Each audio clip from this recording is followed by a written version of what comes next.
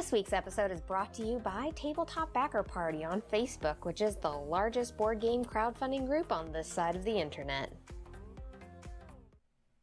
Hello, fellow gamers. Welcome to the I'd Back That Kickstarter show with Gloryhoundd and Dr. Gloryhoundd.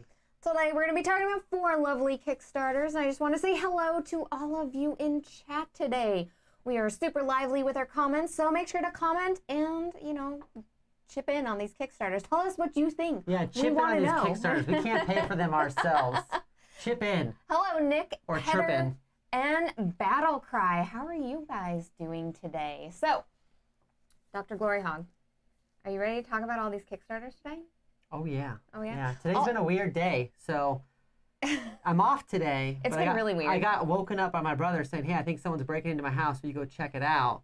So my first thing I did today was strap on and go over to my brother's house and make sure it was clear. It was clear. No one was breaking in. He just has fat cats. They're probably setting off his alarms or something. That's probably it. You have the cat walking across the keyboard and stuff and alerts you for things. So it was good. And then I did some grocery shopping, which got me all fired up. And then I came home.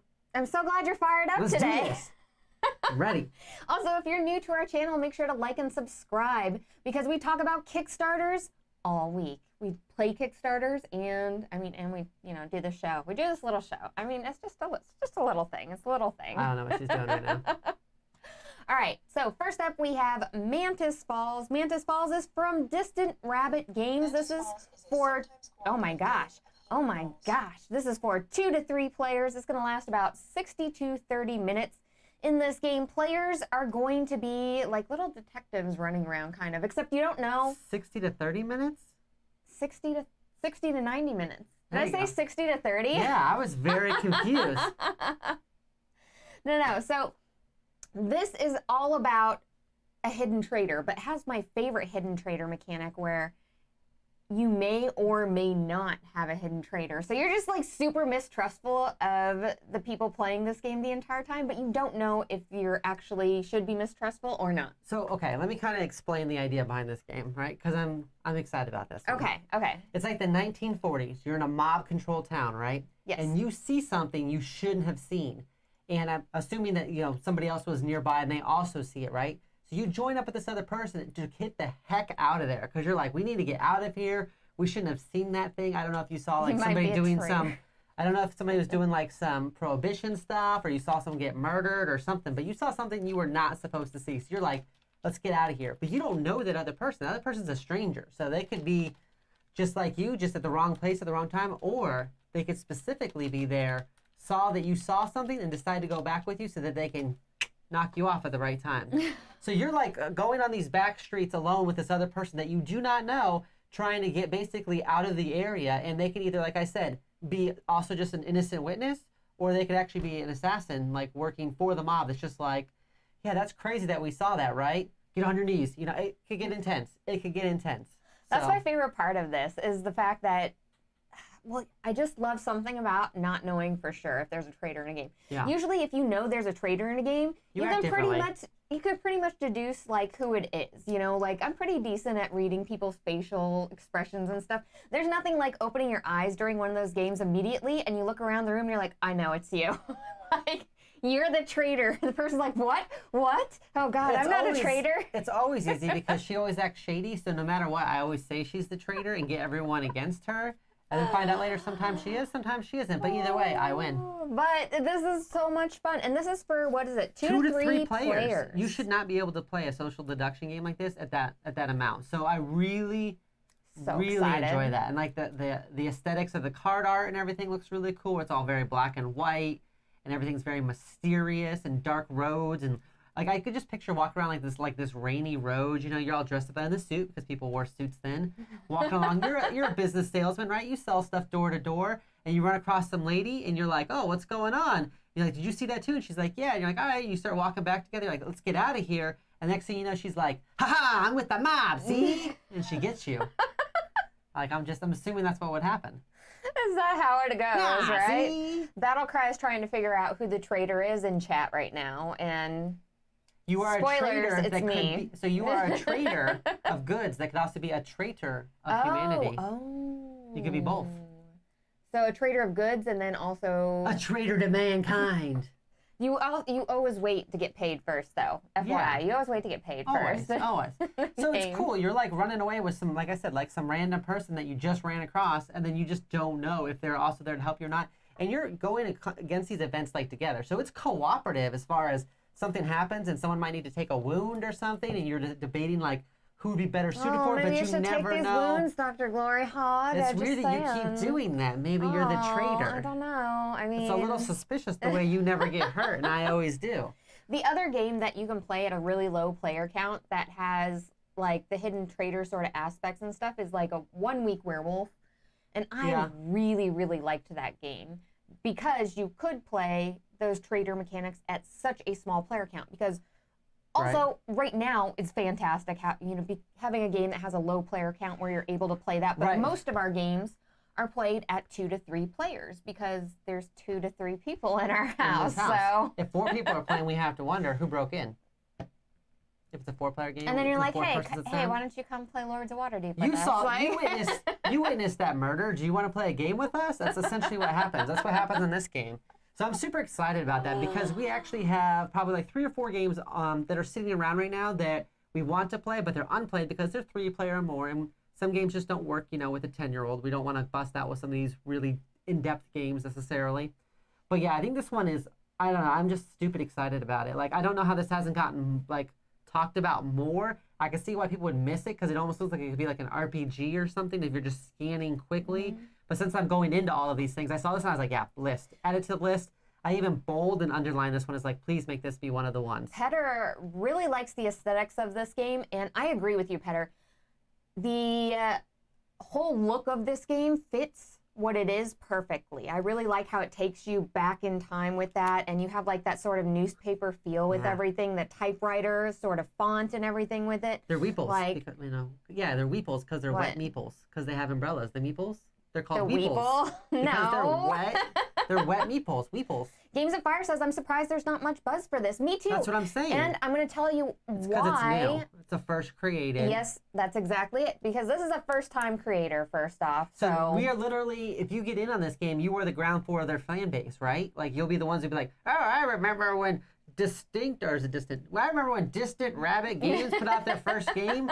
Oh, those were crazy time. 2020. Nothing else really happened that year. Just really that game was released. Just that one game, and it was amazing. That's all I remember about 2020 is Mantis Falls.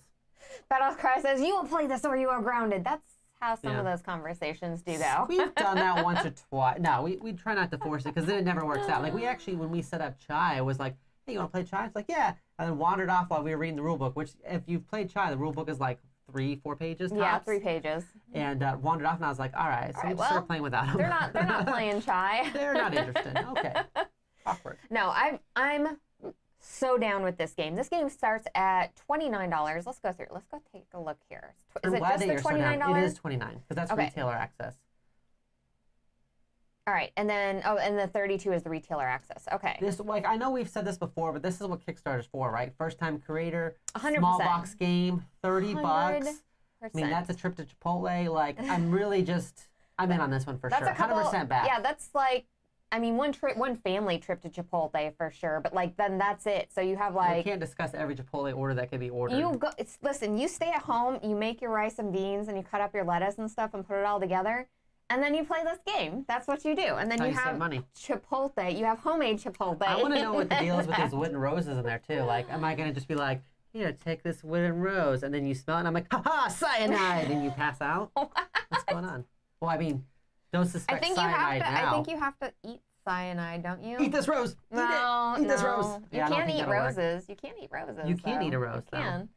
FYI, what is it? Fun facts? Hashtag fun facts. It is edible. And like when I say edible, not like as in like a brick is technically edible. You can eat a rose and not die from it. Where you eat a brick is not good for you. Meeples, though, not edible. Not edible, everyone, okay? No, they are. They're wood. Well. They're just cellulose. It'll just go right through you. You don't want that extra fiber in your diet. That's not the fiber you want in your diet. How you get fiber. You can't handle the fiber. Okay, Petter says, social deduction is a hit or miss for me. Really? Why? No, Petter, it's a hit. No, I can understand that. Is it, like, what is that determining factor that pushes you over to it being a hit or miss? Like, is there a certain like thing that happens that you don't like, or a certain way that you attack other people or call people out. Because I really understand, like, when you have like a game like Werewolf. Yeah. And how that can be super light and silly. Well, how that can be a deduction game that you don't like, because there's not a lot of like background work associated with that. It's just basically you hanging out in a circle and like looking at people and like trying to figure out how people are through basically interfacing with people randomly. I want to give you guys a pro tip that I have learned. You can play a cooperative social deduction game without a traitor, and then it's just a co-op game. This may blow your mind, but if you, because I've talked about this before as far as doing like a Dead of Winter, if you really don't like that hidden traitor mechanic, you can just take it out. You could just play this as a 2 to 3 player co-op without a traitor, and it would probably still be a really good game. Because you still just have trying to get live. through and everything and live through it. Because it would still be an experience, and you still be going through the story and everything. Just like you, because I mean, there has to be a way for you to die in it if you have no traitors. So just you could also just play it with no traitors, and then it's just a little 2 to 3 person co-op. That's a really interesting thought. Is that a I pro hadn't tip? thought of. And that is a pro tip. That is a pro tip. So because she loves traitor games. She loves being the traitor games so much. So she never thinks that you can do it a different way. There shouldn't be another way, but I can understand for people that don't like that. Okay, it needs more fans on BGG. Only 80 fans.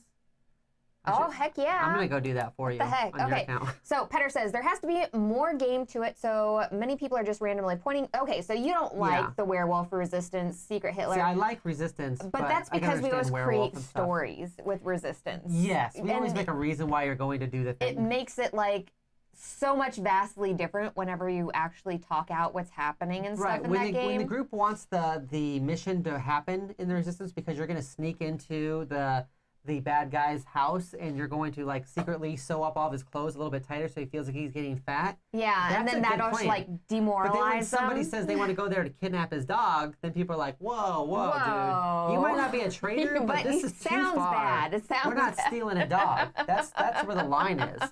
So you got to add a little bit of flair to it, Which makes it a completely different game, and it makes this so much fun. When like your task is to head out to Office Max and get the dry erase boards and markers and stuff you need in order to create the plan to take down the organization, and everybody's like, yeah, let's do that, and you're picking people for that. Like, that is such a fun game with like a bit of storytelling in it, and I really love the Resistance for that. It's like how to be a ridiculous spy. Yeah, it's one of my favorite social deduction games. It's one of the first ones we got, and I really enjoy it. It is based off of how you play it. And if you haven't noticed, if you watch our channel when we play games, we try to add a little bit of story, even if it doesn't feel like there's a lot in there. Like, for example, we're playing High Rise on Sunday. In the back of the box is essentially just saying, hey, you are a corrupt mogul who's trying to build these towers and stuff. And so I'm trying to think of it like, and you've got friends, and I'm thinking like, okay, we're going to be these shady like construction people, and we're trying to grease some wheels here, grease some palms to get some like shady buildings put up, even without like the proper standards. No OSHA here. Like, we're not worried about that. Like, so you got to add a little bit of flavor to it. Otherwise, why are you playing the game? As long as you don't tell OSHA, it didn't happen. As long as you close your eyes, it doesn't exist. Yeah, if you close your eyes. If you don't open up Kickstarter during the week, there's no Kickstarter games that week. happening. That's right. That's 100% true, right? Kickstarter only exists if you believe in it.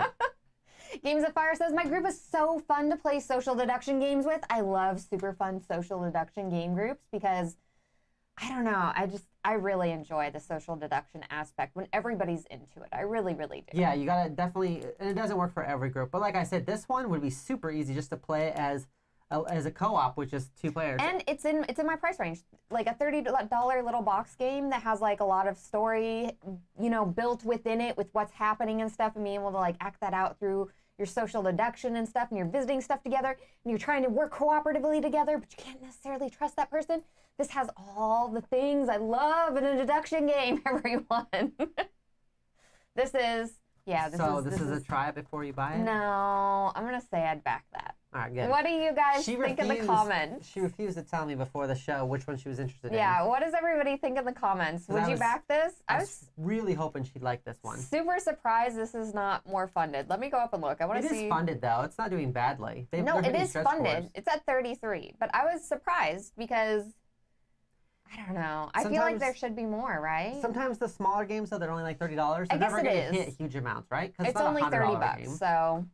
That's still a lot of backers. I'm down. Sometimes you almost gotta look at like number of backers, right? And you know what? I'm happy if we could just like open up some people's minds to this and stuff, because it is a smaller company and they might not have as big of a following. So like, I'm just excited about that. So and it's carbon neutral if that's something you're worried about. So you'd back that? Yeah, of course. Comments? Would you back that? I need to know. Yeah, so Petter's saying since it's their first Kickstarter and it's a $30 one, it'll keep it a bit lower. I agree. Absolutely. Those $30 campaigns don't usually blow up unless it is something like an Oatmeal or Cards Against Humanity type of like party game where you just get a whole bunch of casual gamers that jump on. It's the people that, you know, typically buy their stuff at Targets and their local grocery store. Those people will jump all over a Kickstarter like that because they hear about it on social media. Well, overall, they have in that, like, you know, about 1,200-ish range. I was expecting more. I mean, because if you have something like, I know Gameling Games has a lot of followers now, but back in the day, yeah, whenever they launched their small $20 box-ish games, maybe that's the pushing point. Maybe it's because it's like $29 and not $20. Maybe more people are more apt to like hit that $20 mark for a game like this and be like, bah, just throw money at it just because, you know? Like, I don't know. So I thought that there would just be more backers overall. Like, I thought we'd be hitting that 2,000 Well, Nick mark. says, you know, they do have 26 still have plenty of days to go, though. Yeah. But You're Battle right. Cry says pass. Pass for me. Battle Cry. No. Disappointed.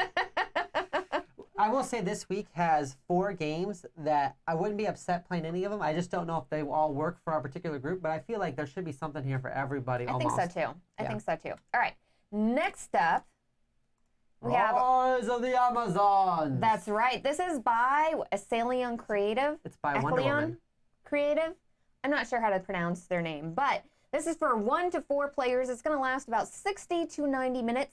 You are playing as an Amazon tribe, and you're trying to basically like take over territories, manage your resources, and of course, make sure that your god is praised and amazing, and like, you know, you have your awesome god. What you got have your like the goddess Hecate, mythos.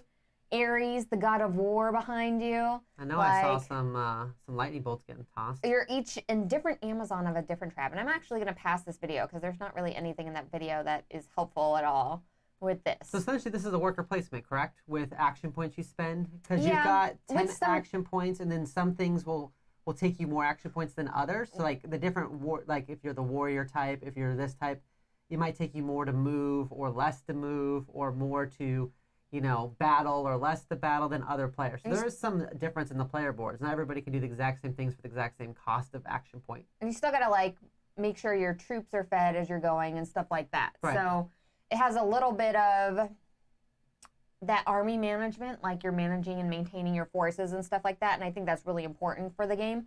But I mean, I love this art. I really love the art. The art is so good. Reminds me of like Vikings Gone so Wild or good. something. It seems like a very much like a Lucky Duck style kind of art or something. I don't know what it is about Like cartoonish this it's super vibrant art. Art that is super vibrant, and like the heroes in this feel like mythic and everything because the color, and this is coming from like, I'm somewhat of an artist, so, but having those colors come across and everything in that and making it feel more mythic because of those super bright colors and the fading on those cards and everything, like it just amplifies it so much. Like my favorite part about this game is the art. Yeah, I think this is an entry-level worker placement, right? As far as the actual mechanics go, I don't feel like it's got a lot. There isn't like a whole bunch of working cogs within cogs within cogs, which is kind of where we're at in our game cycle right now. We want there to be like, if I do this, it triggers this, which triggers this. We like a little bit of engine building in our worker placements now. This is really interesting. I don't feel like this has it, but...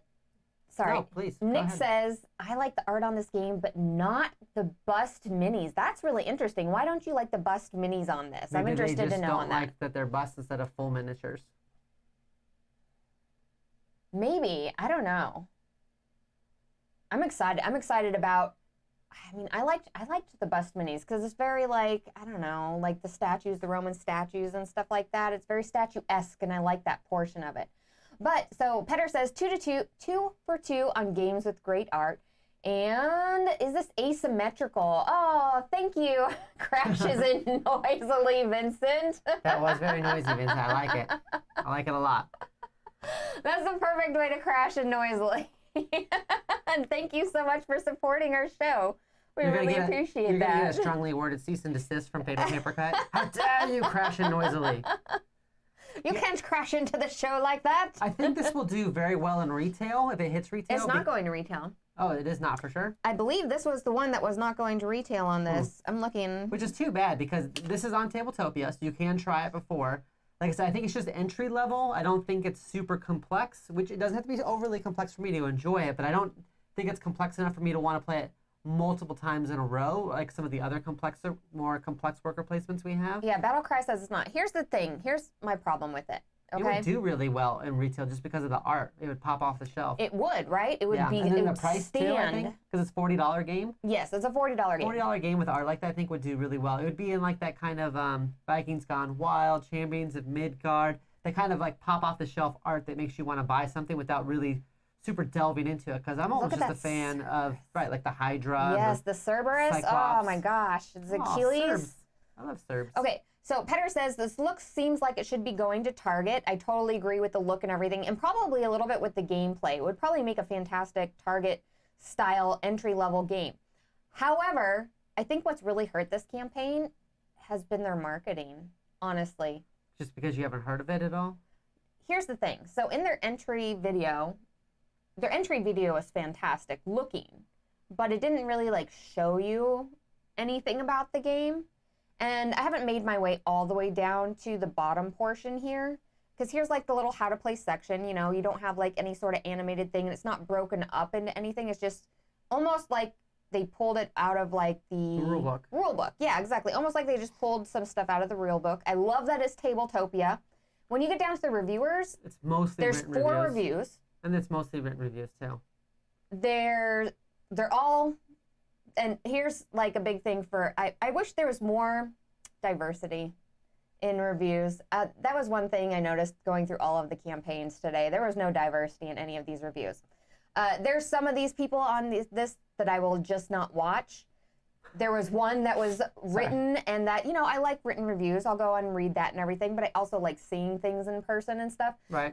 They just 100% missed the marketing review market and like getting it out to people, and that always makes me like more reserved. Like why wasn't this out there more? Do you only have one production copy right now? Like do you have like what's the deal? I agree with Petter that's saying that it's got very like the boards are very Euro-like, but then the art is very kind of like Ameritrash. Oh, so, it is. It's kind of a weird mix. Sometimes that can be a weird mix for everybody. But where I get my content from is the beginning video, and then I go down and I specifically read how the game is played, and then I go and look at several reviews and gameplay. And from here, I didn't have anything to look at.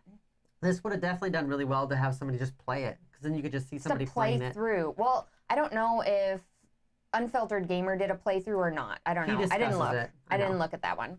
So, other than Tabletopia, there's no way to get any other information from this game. Rather, other than just like looking at this very important piece right here, which actually tells you how to play and the actual mechanics of the game. So I did watch the video from Unfiltered Gamer, and he's discussing kind of like how it plays and stuff. Like that's where I kind of got the idea that it was very entry level, which is fine, and I think it'd be great for people if you don't have a lot of worker placement games. We're at that point where we've got a lot of worker placement, so if it doesn't do something completely unique or have a super awesome theme that I've never seen before, I'm just going to kind of pass. And I think it should do well. I think it does better. It would do better like mass market or retail than it does just on Kickstarter alone. It looks very pretty, but I just don't see this replacing or pushing another game we have on our shelf, like off the shelf to make room. Does that make sense? I really think, though, that because I was surprised whenever I looked at it, because I looked at this, I'm like, oh, wow, everything looks super amazing at this game. Sorry, I know I scrolled through super fast, everyone. But it's only at 15,000. Yeah, I think we talked about all the different reasons why. Right. Could you use this could have done so much better if they just had pushed it out to some other people. With how exciting the art is, they should have really looked for a reviewer that discusses that or like really exemplifies that exciting, like, here's what we're going to do. Almost like a Bebo would have been good. Yeah. She does a really good job of getting like excited about the games and stuff like that. And she tends to hit some of the really lighter games. Right. So it's not like this is out of her wheelhouse. But it needed a good like gameplay or a good preview video done by somebody who can like kind of show the excitement of this game in their preview. Right. And I mean, I will say it again, although I do love these videos here where they throw in the theme with the video, I don't. You need a little something of the game. I want something else with the game. I want game pieces. I want like, you know, I love how when they do like the setup and everything drops in. I know not everybody can do that, but you can still do it simply where you just show the board. You take pictures of the board and stuff, and then you walk through some of the stuff. So it gives me like a tiny little overview when I'm watching it. And it's good to have those nuggets everywhere because not everybody looks at the same thing. I look in 3, 4, 5 different places. Some people only look at, you know, exactly how the game is played. Some people only look at the intro. Yeah, some people don't watch videos at all, but I mean, I really feel like your video has to be as good as a movie trailer. And Petter's kind of saying exactly what I'm trying to say, which is that there seems to be something missing potentially for it to be like, for it to make room on our shelf, because we already have 4 or 5 other entry-level worker placements that do something similar or, you know, or in that kind of same vein, that same game space where I just don't see us needing another one. Like, I don't think this is going to kick Asking for Troubles off my shelf. I don't think it's going to get rid of, you know, Champions of Midgard. And those are both kind of entry-level, easy to get into games. I just don't see this replacing those. So let's see here. Kind of strange that their goal was only 10,000. You know, they've made some other games. I know it says, I think this was the other one that showed, no, this didn't show as a first-time creator. Never mind. They've made some other stuff in the past. Like 7 in at least. Yeah, so I don't know. I mean, I would imagine they have things fleshed out with what sort of money needs to go to production to make this work. And they're only doing this as Kickstarter only. So they're probably just doing the one print run. Like, we make as many as we make and like that's it and everything. Right. Yeah, and if the only miniatures are the 4 busts, potentially, everything else is just cards, that makes the game pretty inexpensive for $39. I mean, it makes it inexpensive to make. Vincent says this is a pass for me. Everyone else in chat, are you backing this or are you not? Did we miss something? Because for me, there was not enough information here for me to make a decision on whether I wanted the game or not. Okay. Yeah, I just felt like when I was looking at different things, it just didn't offer something unique enough for me to find a spot for it on our shelf. Because our shelf is full. David says pass. Have you guys heard of Sorcerer's Apprentice? Oh, that sounds really familiar. The Disney short? Is that it? Yeah, where Mickey Mouse is like a wizard, right? And he's like, that's right. He like animates the broom to sweep up for him. Oh, that was fantastic. Yeah, Battlecry also says pass.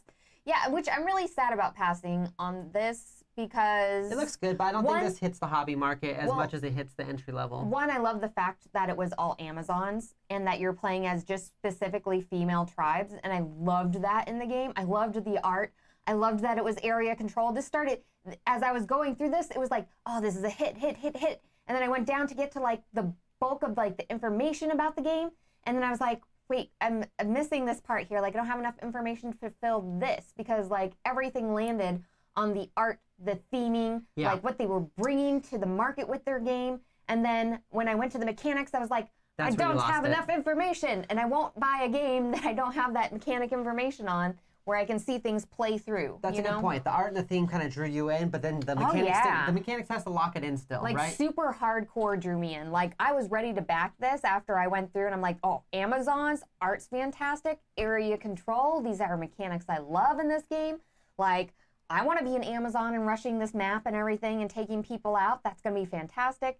And then because the other portion of it was so pale in comparison, I was like, ah, man, I can't to put my money towards this game, and it made me sad because I wanted a cool Amazon game where I can start wrecking people. There is that Wonder Woman game that's out at Targets and stuff. I'll have to look at that one because I was super excited, everyone, for this. Like, I think Amazons are like the coolest like kind of mythos or tribe. It is so much fun. There's nothing. It's pretty sweet. It's such it goes into like that Roman sort of era. You know what I'm saying? Where they had all those military tactics and stuff where they would all get together with their shields and everything. It just reminds me of that, where everything was very strategic and tactical and stuff, and then being Amazons and having superpowers and stuff, like, makes me really excited. Like, that's just a theme and sort of era I really enjoy. So right, that makes sense. So it's basically a Western. So sad. No, Dr. Gloryhoundd. Yeah, it's basically, it's like a Western style. Sometimes you're so close to just being shoved off the chair. I'm just like, what? A Western? Ah. Jeez, the Amazons need to take a chill Not everything is a Western. Wow. Except for this game.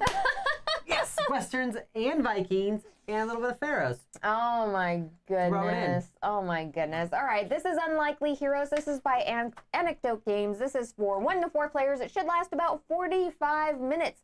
This is a cooperative or a solo adventure game. They have 4 different boxes that you can choose from. The little pharaohs here, the Vikings, and then some other box that I don't remember. It is it is an adventure style game. And it reminds me, like the board setup reminds me of like a 7th continent-ish sort of setup. I know. Because I was going to say, here's going to be like my unpopular thing. This is like 7th continent, like light. Like it's definitely light. It's not like super intense, but it's like a casual way of playing a game like that with very little short blurbs, you know, because if you're fighting like this giant monster, it says, you know, now that you've passed this test, which that's what reminded me of the 7th continent, is the different tests that you pass, right? If you pass this luck test, then you get to read this card. And this card's like, oh, you get his axe. And then you get rid of the axe in order to reclaim some of your luck, put it back into your deck. And it does seem like if the deck runs out, you kind of like lose type of thing. You run out of luck. Mm-hmm. So that's very much based off of that type of 7th continent mechanics. You saw it too. So I wasn't the only one who saw that.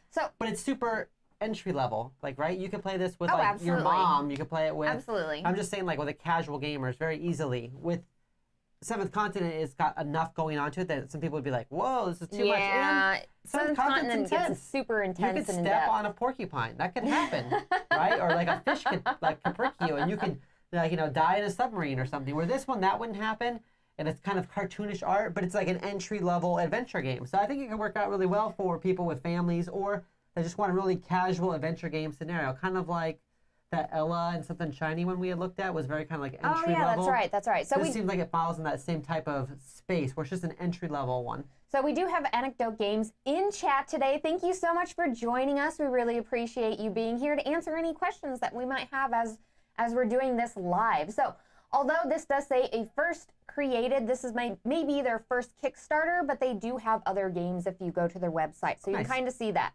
So they're not unfamiliar to the market as was Mantis Falls and Distant Rabbit Games. So they kind of have their foot in on that one there. So I always appreciate that because then, you know, oh, they've at least made games before. So like they know all the troubles that they're going to go through in order to get this as production copies out to people. Maybe not in the same vastness of Kickstarter, but that's always good to know. I like the fact that they have the 3 different boxes to choose from because... Right, you can pick the theme that if you like. This was just a Western game... You wouldn't do it. I wouldn't do it because I hate Westerns, everyone. I'm so sorry. Plus, the 3 different games kind of differ from each other, too. Because, like, the Pharaoh one is more puzzly. So I don't know if you saw that. The Pharaoh one is more puzzly. I'm not sure the other 2. I can't remember off the top of my head. But when I initially looked at this over a week ago, or I should say on Tuesday, a week ago, it seems like a week, I remember them saying that the Pharaoh one has a little bit more of a puzzle aspect to it. And so they're slightly different, but it seems like they kind of do like the same idea. That's really cool because if each boxed game is slightly different, so you're not just playing like the same sort of adventuring sort of, you know, like reskinned game. Yeah, it's not just like a straight reskin. That's even more fantastic because then you're like, oh, okay, well, if I like puzzly games, I can go to this one. Or hey, I just want to play a different adventure in each box. You know, like you play through this one and then you go to the next one, you play through that one. You know what I'm saying? Like, yeah, no, definitely. Opens up a ton of other possibilities for this. Plus, it's cheaper if you do want to buy all 3 also. And they're inexpensive, too. These aren't expensive games. What do you think about the art in this game? I love the art. It's dumb. Do you? Yeah, I love it. Of course I do. Like these big-headed, they're like big-headed, kind of like, they kind of are like shaped like a meeple, right? Like big heads, big bodies running around just... Can you imagine these Vikings just running? I mean, like the one Viking's like picking his nose, like. I want to know. It's that silly hero type of thing, and they're like they said, they're not good heroes. It's unlikely they're just the people that are left over. They're just those randos that you get the NPCs while they're running around, going, "Oh my God, what's happening? What's happening?" I feel like the NPCs or the left behind people, like the good villagers have left. And these are like what's left behind. The heroes, the heroes have gone out, and they're like, they're gonna go help us out, and then they never come home. They're like, so we're gonna get the farmers together now. I don't know why. I'm like a big fan of the B team. Like something about the B team. Like where you just know that they could be better, but they're just not. But they're trying really hard. They're really giving it their all. They're out there swinging their axe and all that good stuff. That's because the B team always has like a ridiculous story involved, and it is what it is. So let's see here. Vincent says, hint, hint. Doc says, buy 3. It's a better value. Hint, hint, hint. It is a better value. I'm just saying. David says, I like this one over the last two. Yeah. That's really interesting, David. So let us know exactly why you like this one over the last two. I'm interested to know. So, and Battlecry says future expansions, Samurai and Spaceman. You know what? A space western would be good. Spaceman and Samurai expansions, I'd totally be down for. You know what I'm going to say? I'm going to just stop saying western and just tell her that it's actually like a samurai, which is essentially what a western is, and then be like, oh, that's just a samurai story. And she'll be like, oh man, I love samurai. Why you gotta and I'll be like, like haha, samurais and western, basically the Why same you gotta idea. ruin all my dreams like this? Because most westerns were taken from the samurai movies, so. So I enjoyed the fact that this art did match the game in itself. Oh, yeah. Because it's Unlikely Heroes. It's very silly art in it. Like, not the people you were expecting to have. It was really cute. I really like that. I hope that's super helpful for selling their game. What's cool is like when you pass on the test, like I said, you'll get the card. You'll get like a little story blurb like, whoa, I bet you're still surprised that you were able to defeat this person. Right. And then you flip it over and then there's like this axe, right? And then it's like you can either use the axe for its strength value, which is just one of the examples I saw, or you can, like I said, you can discard the axe to get some more luck back into your deck to continue your adventure. So there's like just a bunch of different options that you can do. So the other thing that I was looking at this, let's see here. I'm trying to remember. I don't think this one here, I had a big issue with it not having as many. Yeah, okay. So as I go down through here, where are the reviews at from people? I think since this is like kind of more of an established company than other stuff, they probably just did not hit up reviewers necessarily. Okay. Which so, I know is always a big thing for you, but. Yeah, okay. So for Anecdote Games, I'm going to scroll. I'm sorry, I'm going to scroll all the way up again. I like the little minis you can get, Oh, too. the minis are super good. Yeah. They're at about 30,000 with 584 people backed. The base price on this is $20. So pushing this out to reviewers and just giving people like a taste or being able to put it on Tabletopia or something like that would have definitely, I think, made this go much higher. You know what I'm saying? Like more people would have been involved in this game. And I didn't see, although I'm looking through this and looking at how to play and stuff like that, I always like having some sort of reviewer either do a playthrough or a preview of the game. So not necessarily so I can get their opinion, but so I can see it right in person and their take and maybe explained in a different way. There is a video, but it is from the game company. Right. Which in general, I don't like those as much. Well, I want it explained in a different way. You're there to design the game. Designing the game and then being a media person are completely different jobs. Well, and here's the thing. When you're designing the game and then you tell people how to play, you miss things. You miss things because you already know everything that's supposed to be happening in the game. Or you're so focused on certain things you forget the story or something. Right. And this wasn't the playthrough wasn't bad. No, not at all, not at all. But it's not the same as somebody who's just playing the game for enjoyment purposes, not to showcase it. They're just like, hey, I'm just going to play this game. Well, I just really like having the different viewpoints of it. You know, if you're looking at a building and you have 4 people on 4 different sides of the building, they're going to tell you a completely different story of what that building looks like. That sounds okay, like some fancy logic puzzle.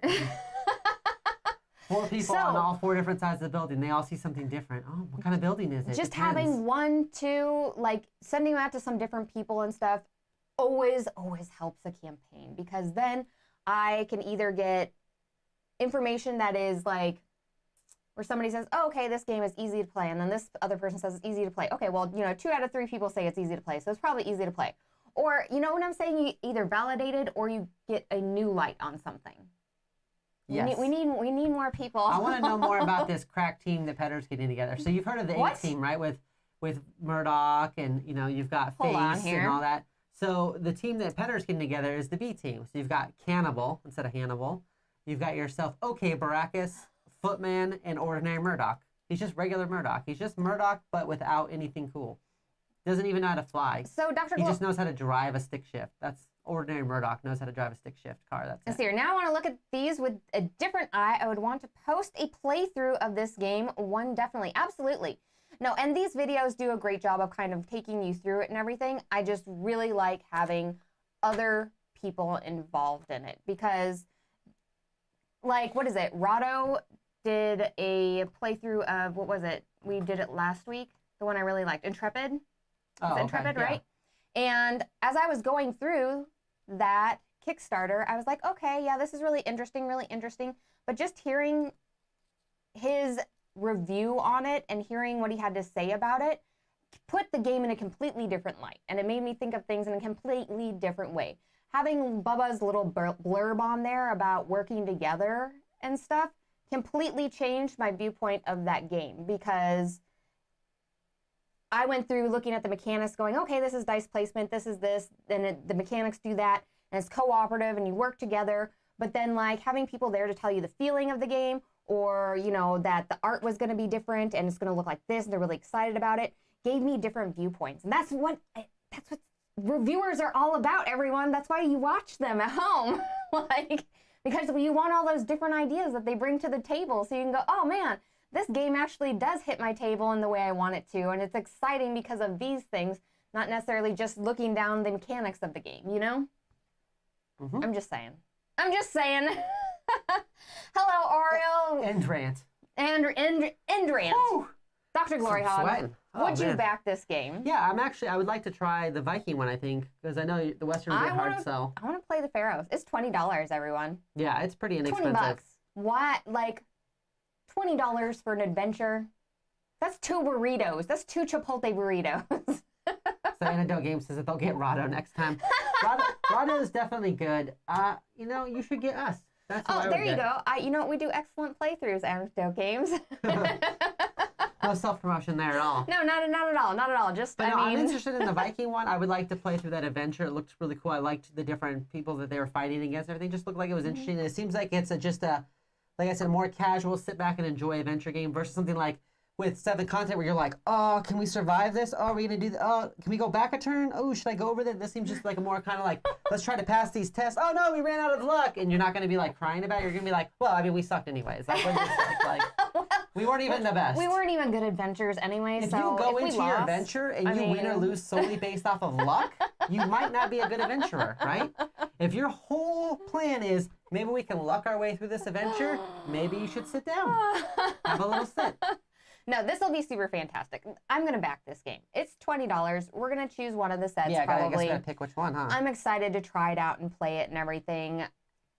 Other than just not having enough information or those different, you know, different viewpoints and everything looked fantastic in this. You just want some outside perspective because people really see things differently. People do really see things differently. Make the game. Yeah. And I'd say that being friends with some designers too, like they're not always the best at explaining their game. There are some designers that are excellent at explaining their game, and there are a lot of designers that are terrible at explaining their game. There's a reason why you should hand those games off to media people who are used to explaining those things and looking at things from a different viewpoint and a different eye and stuff. Like, there's definitely a reason. And it's not to say that you guys are the worst at doing this. No, it's just because when you're in the process of creating that, you already know everything about the game. And so, like, if you have a rule book, like, you should be sending that off to somebody else who has not played the game before, because they're going to ask you the right type of questions on why the mechanics of this rule book are being set up the way that they are. Like, there's definitely a reason to be separating those things for game companies. So that's what that's my fun facts for this show. That's all my facts for this show, okay? Wow. I know. When we get a lot When we get a lot of first-time creators and newer companies in here, I have a lot more to say about those sort of things. So well, I mean, we do go through. It becomes a learning experience for everybody. I mean, at the bare minimum, we talk about 3 to 4 Kickstarters every week for years now. And so it's getting to be a lot. At a lot more weekly on that. So I mean, I can almost scroll through a page blindly and know exactly where stuff's gonna be. I can be like, scroll, and that's where they're gonna talk about mechanics. Boom, mechanics. scroll, stretch goal. Boom.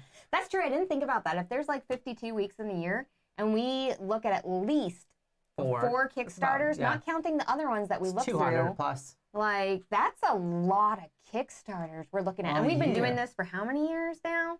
At least I don't know. one. I don't know. No, it's been maybe 3, 4. I don't know. It's been a long time by now. See, I'm kind of like with Vincent. Like, I'm not 100% sold on which one. No, right? I want the Pharaohs. I want the Pharaohs. You would want the Pharaohs. But the Vikings are still funny. And then the Cowboys. Like, I want the Cowboys, but... Maybe I want the Pharaohs, you want the Cowboys, but then we'll like settle on the Vikings, because that's like a collective one we both like, right? Games of Fire says, why not all 3? Well, Games of Fire, that's very nice of you. I mean, come on, there's outlaws around every dune. I mean, come on, Western. You need to play some of these Western games to be prepared to live in our state.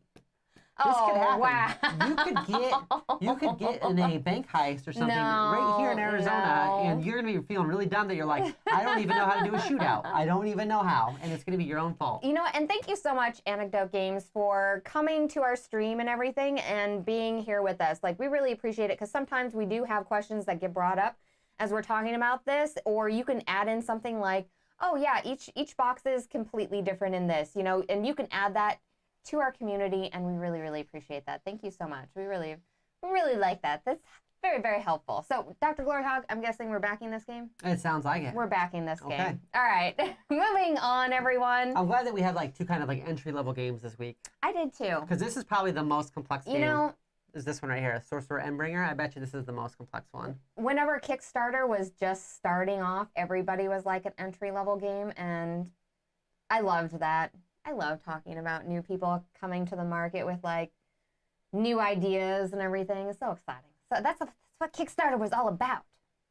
Now it's all super fancy all the time, which is not bad because it ups everybody's level as they go up. It's like, oh, we're going to top this, and we're going to top that. But then sometimes those newer people get lost in it. So I always love being able to bring in new people, you know? Like, that's always fantastic. So this is Sorcerer Endbringer. This is by White Wizard Games. This is going to be the expansion to Sorcerer. And I know we don't usually talk about expansions, but it's got new game modes. Exactly. And it's got this guy. Look at him. Look at that. Look at that magical gunslinger. Did you see him? Do I need to re-roll this just so we can get a... There we go. Look Hold at on. him. Look at that. Oh. Come on. Oh, it's so beautiful. That fiery gun. So good. Look at him. Come on. You could just picture him being like, I'll be your Huckleberry. That's just it right there. I don't know what's wrong with you and why you don't have love for Westerns. I know we talked about a lot of art during this show. Man, the art in this game. Yeah, all the art in all of these games I feel like were really good. I mean, different ideas they were going for, but all very good art in different ways. All very good art in super different ways. This has that Magic the Gathering art feel to it, which I love. I love dark art. Here's something interesting, just kind of a background about this company. So White Wizard Games, they did Hero Realms. Yes. Star Realms, which I've enjoyed both of those games. And and he's also a co-designer of Ascension.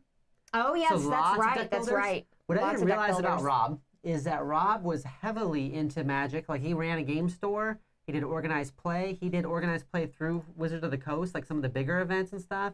He's been like part of a bunch of different companies. Obviously, he formed White Wizard Games. Like, he's super into the Magic the Gathering community. Because one of the things I always want to say is, like, how is this going to if it's a dueling game, how is this going to compare to Magic the Gathering? I will say that I haven't played this one, so I don't have a good idea of how it plays. I can tell you exactly why we haven't played Sorcerer, the original one, and that's because it's a lot of luck-based stuff, which you really love.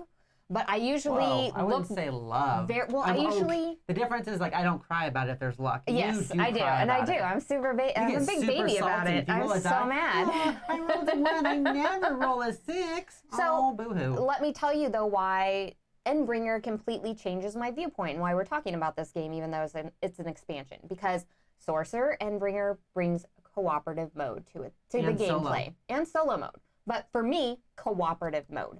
Because I will play a luck-based game if it's cooperative, because then, like, I'm just the one. Yeah, I'm just the one, and I'm like, sorry, I missed, like, my 4th time in a row. Like, here's the deal. When you go into a game that has any kind of luck or mystery elements to it as a co-op, you just know that my shoulders are going to be sore from carrying you. Get up there. All right, let's do this. You need a 6?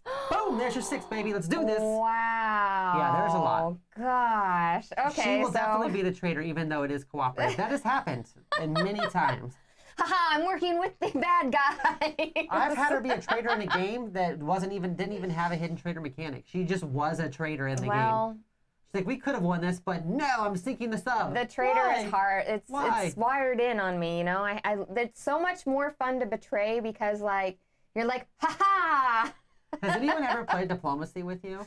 Or has no one been that dumb? Nobody's invited me to diplomacy. It just seems like just hours of you They're just betraying people. No, not Gloryhoundd, no.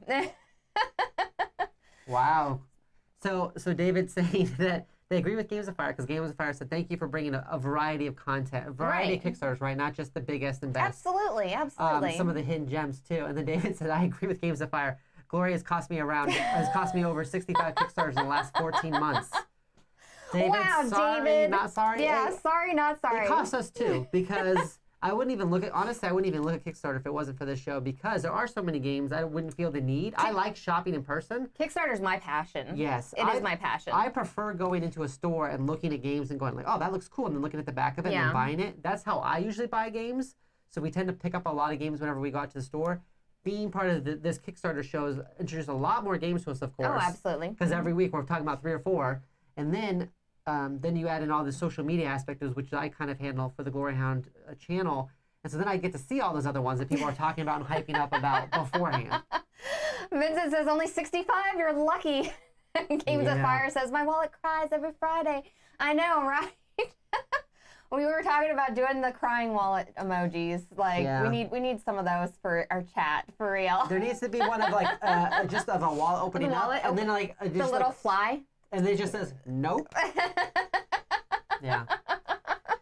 It's an expensive hobby. We can help all of you find the right games, though, because now there are so many games. I'm so happy that we're doing this, not just to find the hidden gems, but also to kind of like mitigate some of that for all of you out there, you know? But with Sorcerer Endbringer, I'm super down because of the cooperative mode, and then the fact that Sorcerer brings... I love the fact that Sorcerer has all the different deck building possibilities. You can create a completely different game every time you play because you're basically taking all these different decks to put together to make your, basically like your hero, your sorcerer, to play the game with. I loved that portion of it. I didn't like the push your luck on the dice rolling fighting. That's probably my least favorite thing is when they use dice rolling for fighting specifically. But you're 100% okay with flipping over cards a la like yes, 100% flipping over cards, totally fine. 100% the same thing. It's the same thing. You know, it's based on the same exact system. Having a cooperative gameplay put into it where then we can team up against a big bad guy and stuff, I'm suddenly on board because I know that if I miss, then you'll be there, and then we can work together, and we can go ahead and try to do weird combinations, right? Exactly, to try to get it down. Exactly. So that makes me really excited, especially with some of the cards that they have. Where I know I was watching some information like a while ago, where it's very Magic-esque, where they had like a blood pool sort of thing, where people were taking like. You're putting stuff out there just so you can get blood to get it back and everything. And that was just so much my jam. But can you imagine doing that sort of thing also with like a cooperative mode out there as well? Magic that way. Well, I know. That's what I'm saying. I like Magic the Gathering. So I'm 100% down for this in cooperative here's mode. My thing, right? Okay. I really respect White Wizard Games and the development of Rob and his wife. They do a very, very good job of games. And I've enjoyed a lot of their games. I'm such a hard sell for any type of card game. That's Magic-esque, you know, just like in general, because it does have to live up to that big bad, right? The big bad is Magic the Gathering in the other room, which I've got all kinds of products for, right? Like I've got way too much. I've got all these cooperative game modes. I've probably got like 6 or 7 different ways to play co-op Magic, plus regular Magic, and all its infinite varieties, right?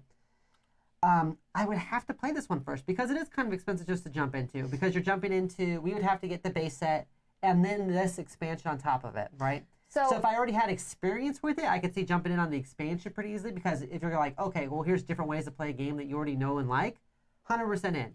I'm down with the art. The theme looks fine. I would have to play the base game, though, before I could commit to this. I think you're thinking of it too much like Magic, though. This reminds me more so of the Arkham Horror card game, I think it was. Right. Where you're cooperatively going through like there and Marvel going through Champions. those rooms and stuff like that, and then you're defeating something because you have areas that you go to and stuff. Definitely. Then once again, I would, for me personally, because you're asking my opinion, I would need to play the original base game before I could jump into an expansion, because there's just a lot. There's a lot to it. There's a lot of really cool things. That's what I'm saying.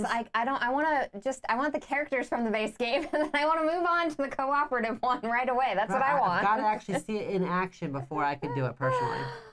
Really? Yeah. Oh, just everyone. Because there's so... I'm so upset right now. There's a lot of really good card games out there, but think about it. So on our shelf right now of card games, we have Doomtown, we have Ashes, we have Netrunner, we've got all the infinite varieties of Magic. We've got a lot of card The classic dueling style games. You're being called out. The classic try before you buy. I see, says Petter. Hey, I'm just saying, I would need to make sure that this is a game I enjoy enough that I'd want to play it as a co-op. I think it looks very good. If I didn't have all these other games already on the shelf, I could definitely see getting into it. I just, without having personal experience with it, I would have to see it in action. All right, let's look at these tiers because I didn't even put the price because of the different tiers here. So if you already have Sorcerer, you can absolutely just go ahead and come in and just get the Endbringer stuff. I like that. So if you already like the base game, then you can add these new different modes to it, and new cards and new packs of stuff. And there's the 6 add-on packs, which I like. Right. That's where that gunslinger comes from. Really, really like the fact that if you missed the previous Kickstarter, they're offering a tier where you can get everything, including all of the Kickstarter stuff from the last one. That was just great. Like, if you missed that Kickstarter and you want all of these different people, look at how many are on there. That's a bazillion people. Like, a bazillion. That is so awesome. I'm so excited about that because in a game like this, I would be so upset to get the base game and then realize that there's 3, 4, 5, 6, 7, 8, 9, 10 exclusive, like, extra content packs out there. I'd be like, oh man, really? Like, I can see that. I would be so upset. So the fact that they're bringing that back and then bringing back that Kickstarter portion of it, oh, I'm so excited about that. I definitely can understand that. It sounds like Games of Fire are saying they've had a hard time getting copies for their friend that has wanted this game. Oh, okay. Which is interesting. So for me, White Wizard Games has always been within a couple 100 feet of the Skybound booth when I've gone to PAX and everything. Oh, that's right. So we see them regularly. Like, we've had booths like directly in front of them, so like or I'm always wave like to them. Right, so I always feel like it's very accessible to me, where I'm like, oh, okay, well, I'll see them here in the future to go ahead and get something like this if I needed to. Well, I know I have like Star Realms. Yeah, we've got Star Realms on the computer, like on my phone, I think, or something. Like I've gotten digital Star Realms, like all sorts of stuff, like from there, for sure. Because like I've played that before, but I've not played Sorcerer. We've played a lot of Ascension too. Oh yeah, we played a lot of Ascension. Which is one of the other ones he was the co-designer on. Absolutely, tons of Ascension. Like, if you're a fan of Sorcerer, I can see how this would 100% just be like a boom, back. Yeah, right, exactly. But I just need to actually play the base game before I'm gonna just drop another $70 or what is the all or not the all in, but the what all is in was even, $169, I think. Yeah, with everything, with everything all together. But $169, I don't think is a bad price for all of the content that you're getting. Did you you're somehow getting make money boxes? that I don't know about? Was there a Kickstarter stimulus package that happened? Where is our Kickstarter stimulus package? We need that. What are you? Woo, 170 for a card game, and you're like, that's not bad. Who are you? Did you marry somebody else? You get all of it. I just want the cooperative box and then like the people. I don't know. I want to get this game. Can you get just the cooperative without the base game? You can't. It doesn't work? It's an expansion to it. So I believe you need everything all together. It's not standalone. Gotcha. Yeah, absolutely. So there's a lot of cool stuff for it. Like I want to dip my toes into the water first by playing the original game. But then you miss all the Kickstarter content. Ah! I'm going to tell you guys a secret. No. 90% of the time, you can't go through all of this stuff you get with the Kickstarter. No. Most people cannot play through that much content. Ask us if we play through every single curse in 7th continent. How and there's dare you. expansion curses, too. So you need to calm down. Okay. There's a lot of games that like, so there's games like, for example, Wasteland Express, where I want an expansion to because I feel like we played through enough of it that I'm like, oh man, I want more of this. But there's also a lot of games like this that are amazing, but it's a dark hole that you can go down, which is great if it's the only card game you've got. Pandasaurus it's pretty Games. Inexpensive. Where's my expansion to Wastelands Express? Because, I was actually talking about that online today. I need that in my life, like right now. And I have enjoyed like playing like Star Realm and everything. So I think it's probably a good game. I just want to physically have it on my table before I jump all in. Well, what does everyone in the chat think? Are you guys going to be backing this game? Because this was a game changer for me in the fact that it was cooperative and it made me want to go all in because of it. Because I wanted all of the previous content and having that extra Kickstarter stuff available. And then I specifically, though, just want to play the cooperative mode of this, you know? Yes, Petter, Magic is the greatest, darkest hole. Magic is the original black hole where it sucks into everything. All my money could go into Magic, and I wouldn't even be sad. I would just be like, oh, cool, you just take my whole paycheck. Vincent says, I'm thinking a big box might be arriving sometime in the future, Doc. So Luke is saying that anytime White Wizard does another Kickstarter, you'll probably be able to add stuff. They're pretty good about doing it, like adding that stuff back on. Adding it back in? Okay. Well, that's good to hear, Luke, because, I mean, as you can see, like, they have some Star Realms, some Hero Realms add-ons and stuff like that that you can get in there. Some card sleeves, stuff like that. Like I said, they are very active in the community. I see them online all the time. I see Debbie online all the time, and I see them at a lot of conventions. Oh, yeah, and stuff. absolutely. So I just feel like I'm going to get to play this game. You're going to be able to get to play it. Before I have to jump all in on this. And, yeah, that's just how I feel. Okay, well, I would say I would back that. I would back that. I'm down with it with the cooperative mode. You have so much cool stuff going on there. You have so much game to play from those boxes and everything, but I would go in all the way. But, Dr. Gloryhoundd, would you back that? I'd want to play this one first. Try before you buy, everyone. You heard it here first. Try before you buy. We don't even need Greg here to say that. Now Dr. Gloryhoundd's going to take over and say try before you buy on everything.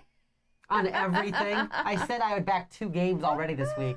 She's mad because I don't want to spend. We're already going to spend at least 60. And you're like actually physically upset that we're not going to spend 220?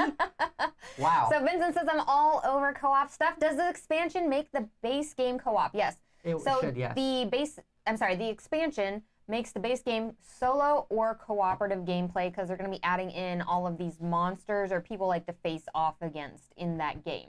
I believe that the base set is where you're going to get a lot of your characters from and all your base cards and everything for that. And then the expansion, you also have the ability to get extra new characters to add to those decks and stuff like that, and like extra content. So you're not getting enough content in that Endbringer package, I believe, in order to carry it just as like, let's just get Endbringer. Like, it won't work like that. Yeah, absolutely. Well, Hashtag Greg Who. Oh, so sad. Battle cry. Pigeons make it a co-op. What? So I want to talk about 2 different things here before we sign off, since we've talked about all the different games. One, we were thinking about building kind of a more broader community where people can kind of get together and chit-chat, so people can talk about Kickstarter stuff like you do here. So you can talk about my cat. On your own time. Right here. Right? So you don't have to do it just during the show. Kind of like we've done with our fireside chats and everything. And so my big question is where does everybody like to hang out? Like on Facebook, Slack, Discord, YouTube. If there was a spot where you could go to talk to other people that are part of the Gloryhoundd community, where would you want that to be? So let us know like the different spots you like. I've seen a lot of Discord, a lot of Facebook and stuff like that. So just let us know, because I want there to be a place where you can go and you can chit-chat about Kickstarters. I want you to talk about a place where you can talk about games you just played and give like mini reviews to each other, where you can meet up with people to like play Dice Throne online, all these different things, right? A spot where you can just say, here's other people from the show I like. So if you want to talk to Kabuki Kid or Games of Fire or Petter or Vincent or Battlecry or any of these people, you can just find them easily. Discord is also a fun one because of the video and voice chat. I was actually just going to bring that up, Games of Fire, because then you can not only connect people as in like, hey, we're just chatting, but if you want to get on Tabletop Simulator and talk to some of the people and chat with some of the people and interact with some of the people that we do in chat all the time here, like that would be an option that would be available. Because essentially it's just really difficult for me right now to be like, I got to message Vincent and Battlecry, get everybody together in one group. It would just be nice if there was a group so I could say, hey, have you guys seen this? And then get like opinions back on different things. And Gloryhoundd does have a Discord, but I just have not shared it with everyone. Like there are some people that I do have on there, so that I can make that a reality very, very fast. We've done our Blood Bowl online matches. Yeah, we would do our Blood Bowl leagues in there where people would sit in with us and chat with us while we were playing and stuff, and that would be something we would continue too. So if we were doing that sort of stuff and we were dropped in there, that would be something that we would be down. It's just a good way to continue the story, or continue talking about something. Or if you saw something on, say we do a live play and you miss it and you want to like say something to us, there's just another spot where you could be like, hey, I noticed that you did this, or what did you think about this game, or something where you could just kind of get a little bit more interaction with each other. Absolutely, absolutely. What? blood. Blood. Yeah, Blood Bowl. Blood Bowl. That's from Warhammer. It's a Warhammer game. Oh, absolutely. Games Workshop. There we go. Games Workshop game. Yeah. Blood Bowl. I love that game. And everyone, I want to know which was your favorite. What are you guys backing this week? Mantis Falls. Definitely my favorite. For you? Yeah. Definitely your favorite? Let's see. By far my favorite. Yeah, okay, Mantis Falls. Mantis Falls was #1, I think, for me as well. I have no idea what the other thing is I was going to talk about. I know we're playing High Rise on Sunday. Oh, yeah, we're playing High Rise. Got to read those rules. Favorite games. There was something else important I was going to say, but it is... Oh, so the other thing is the sweepstakes that we're doing, or the Yes. giveaway that we're doing that is for the copy of 7th Continent that we played live. One of the other games we're going to add to that, so make sure you're still doing that Gleam, because we set it up for 30 days, apparently. For a very long time. I wanted to give everybody like time so we could like unveil cool games. One of the other games we're going to do is we're going to do 100 Tori, the game we played live here. Will be one of the other ones that we'll do. So, and there's still going to be another one that we're going to release. So we're trying to get some of the games that we played live here that you've seen and like, and that those are games that you can win. Absolutely, absolutely, because we want to make sure that you guys are getting cool stuff too. And I have like some really fun stuff that I'm going to send in there. Like I have extra dice and like pins that I've collected and stuff. As I've gone to all these conventions, or I purchase something from somewhere and they give me extra stuff, all of that stuff is going back to all of you. So it's probably not just going to be a game. You're going to get some extra fun stuff in there, like some stickers, like fun stuff. A picture of me for your bumper sticker? That's right. The picture of Dr. Gloryhoundd's face, like... A picture of Greg with a bubble that just says, "Try before I buy." Yes, right, right. Shoulder cat, does whatever a shoulder cat wants. Yeah, that cat just does whatever it wants. Oh, thank you, Games of Fire. But yeah, I don't think, that's the biggest thing. So the sweepstakes is still live. Discord sounds like to be where everyone's kind of leaning towards, so we should probably do Discord just so that there's a way to keep communicating when we're not on the show. Absolutely. And then Sunday is High Rise. Came for the game, stayed for the cat. She needed to make her grand appearance. She was like, she's got to get her scratches. I've got like High Rise over here. Did you already pack everything away? Look at some of these gigantic like buildings you get to play in High Rise. Those are so crazy. It's going to look amazing on the table. I can't wait. Yeah, this is one that from Full Fair Games I want to see. It just came out July, I think. So I think it just came out like on the 1st or something. Absolutely. So everyone, if you liked this video, make sure to like and subscribe to our content. We would really appreciate that. And share us around. Share our glory love. I don't know if I can say that. Our glory love, maybe. I don't know. Invite people to the pack. Get your friends and family involved in the pack. Wow, can't wait to see that played. Yeah. I cannot wait to play it. I'm so excited about High Rise right now. It should be a really, really good game. We literally got it in yesterday. So we punched it, so now we got to learn it. We were nervous about it coming in time, so we didn't say anything right away. But yeah, I'm so insanely excited about this game. I cannot tell you. So we will see all of you on Sunday, 2 p.m. Mountain Standard Time. Other than that, we will see you later. Bye. Bye. Bye. Says bye.